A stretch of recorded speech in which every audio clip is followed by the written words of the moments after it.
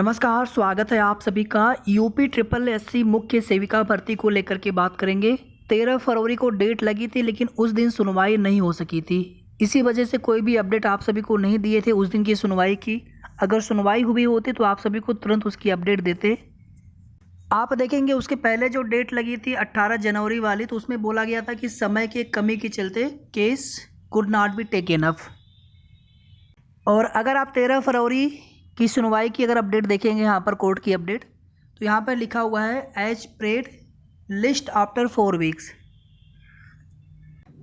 जब भी कोई रीट्स शासन के खिलाफ या फिर विभाग के खिलाफ, आयोग के खिलाफ होता है, तो शासन स्तर से जो भी सरकारी अधिवक्ता महोदय होते हैं, सीएससी होते हैं, उनकी पैनल हमेशा कोर्ट में मौजूद होती है।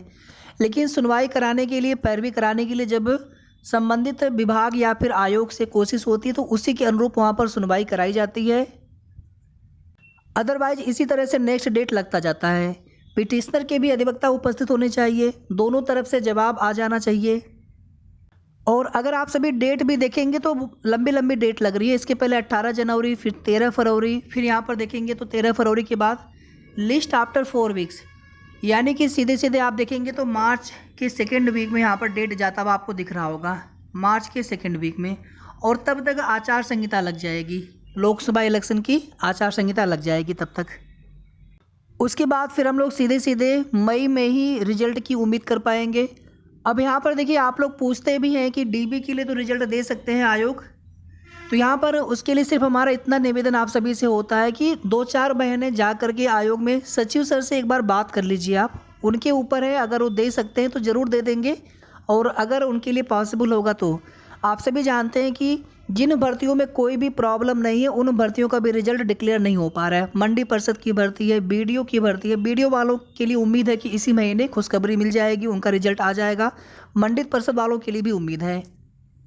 कुछ भर्तियों में, कुछ पुरानी भर्तियां जहां पर सीटें ही कम हो जा रही हैं, तो वहां पर फिर नए सिरे से, या फिर कुछ भर्तियों में सेकेंड लिस्ट आनी है, कुछ ना कुछ दिक्कत है कुछ भर्तियों में। लेकिन जहां पर जिन भर्तियों में कोई भी दिक्कत नहीं है उन भर्तियों में भी देरी हो रही है।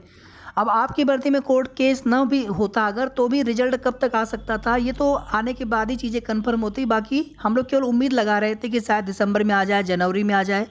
लेकिन जब एक बार दिसंबर के सेकेंड वीक में रिजल्ट डिक्लेरेशन पर स्टे लग गया, अब उसमें ये चीज़ें स्पष्ट नहीं हो पा रही कि रिजल्ट में डीबी रिजल्ट भी नहीं दे पाएंगे या फिर केवल फाइनल रिजल्ट पे रोक है। ये तो आयोग हैं, विभाग हैं, अपने कानून विभाग से, न्याय विभाग से, शासन स्तर से बात करके ही चीज़ें वो क्लियर कर पाएंगे या क्लियर कर सकते हैं। क्योंकि इस तरह की चीज़ें पहले कभी देखने को, जहाँ तक मेरी जानकारी है, इस तरह की चीज़ें जब भी होती हैं तो वहाँ पर रिजल्ट नहीं दिया जाता है, चाहे डीबी के लिए रिजल्ट हो या फिर फाइनल रिजल्ट हो। लेकिन उसमें साथ में ये भी लिखा होता है कि आगे की प्रोसेस पर रोक है।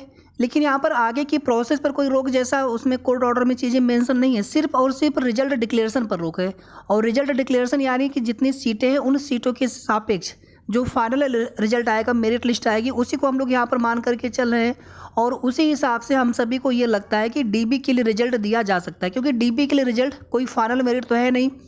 इसमें सिर्फ और सिर्फ आगे की प्रोसेस के लिए कुछ अभ्यर्थियों को शॉर्टलिस्ट किया जाएगा, सीटों के सापेक्ष ज़्यादा अभ्यर्थियों को। तो डीबी के लिए रिजल्ट दिया जा सकता है अगर यहाँ पर हम लोग थोड़ा सा प्रयास कर लेते हैं। तो बस हमारा यही निवेदन रहेगा कि आप लोग जा करके एक बार रिक्वेस्ट कर लीजिए सचिव सर से। बाकी आप सभी को जिस प्रकार से भी उचित लगे प्रयास करने के लिए आप लोग कोशिश कर सकते हैं, लेकिन कोशिश करिए आप सभी एक बार, जहाँ आचार संहिता लगेगी उसके बाद कम से कम 1.5 महीने तक फिर डीबी का रिजल्ट इंतज़ार करना पड़ेगा। उसमें अगर देना भी होगा तो सबसे पहले तो ये कोर्ट वाला मैटर फाइनल हो, फिर सेकंड चीज़ें आचार संहिता में उस समय बिना निर्वाचन आयोग, चुनाव आयोग की अनुमति के डीबी के लिए भी रिजल्ट डिक्लेयर नहीं किया जा सकेगा। तो नेक्स्ट डेट भी यहाँ पर कंफर्म नहीं है, लेकिन मार्च के सेकेंड वीक में नेक्स्ट डेट हो सकता है, लगभग 11, 12, 13 इसी में कोई डेट हो सकता है। शायद 10 को संडे रहेगा, एक बार देख लेंगे हम लोग, तो इसी के आसपास डेट देखने को मिल सकता है। और यहाँ पर सेकंड चीज़ देखिए, interim order if any granted earlier, यानी कोई भी अगर अंतरिम राहत पहले दिया गया था तो उसको नेक्स्ट डेट तक के लिए एक्सटेंड किया गया है। वही जो रिजल्ट डिक्लेरेशन पर रोक है उसी ऑर्डर की बात यहाँ पर की जा रही है।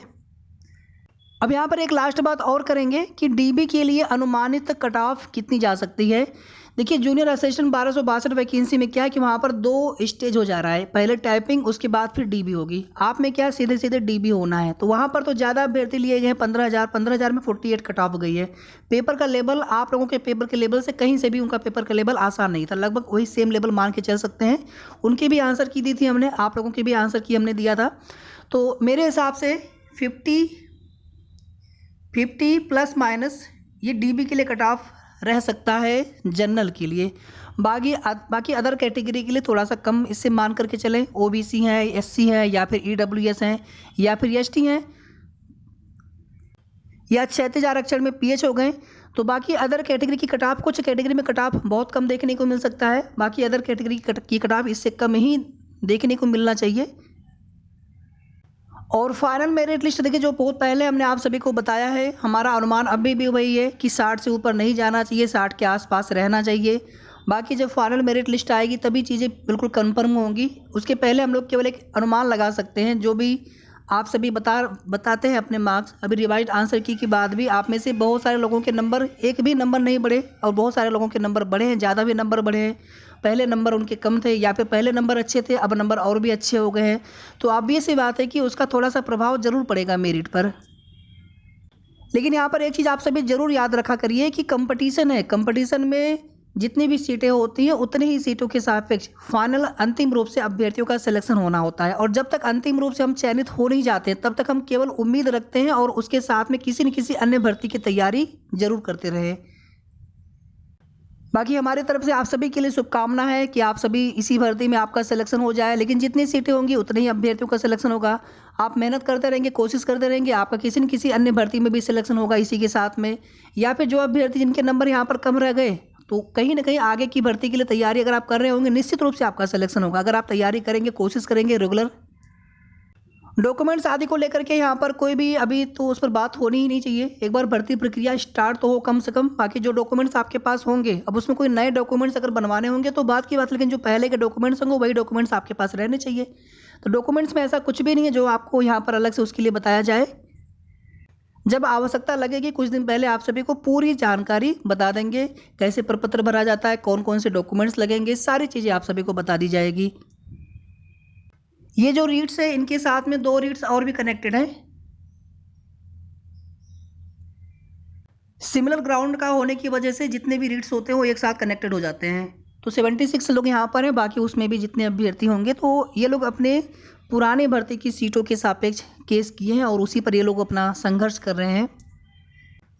और वे सीटें इसी भर्ती में जोड़ी गई थी। अध्याचन की बात कर लें तो जितने भी समस्त रिक्त पद होते हैं, समस्त रिक्त पदों पर भर्ती आ कहाँ पाती है, तो यहाँ पर उतनी सीटें छोड़ करके बाकी और भी पद जोड़ करके यह भर्ती प्रक्रिया की जा सकती थी। लेकिन उन पदों को जोड़ा गया और पूरी सीटें भी यहाँ पर नहीं लग रहा है हमें कि पूरी सीटें भी यहाँ पर आ पाई होंगी। जो विभाग से अध्याचन मिला होगा आयोग को, उतने पदों पर भर्ती प्रक्रिया यहाँ पर नोटिफिकेशन जारी किया गया था, तो उन सीटों की वजह से यहाँ पर ये प्रॉब्लम आ रही है। बाकी ये केस बहुत पहले से चल रहा है, तो इस केस को तो अब तक फाइनल करा लेना चाहिए था। बाकी यहाँ पर हम लोग थोड़ा सा विभाग जा कर के भी, कुछ अभ्यर्थी अगर आप के लिए पॉसिबल हो तो ICDS विभाग जा कर के भी आप रिक्वेस्ट कर सकते हैं, निवेदन कर सकते हैं, क्योंकि उस केस की वजह से आपकी भर्ती प्रक्रिया यहाँ पर रुकी हुई है।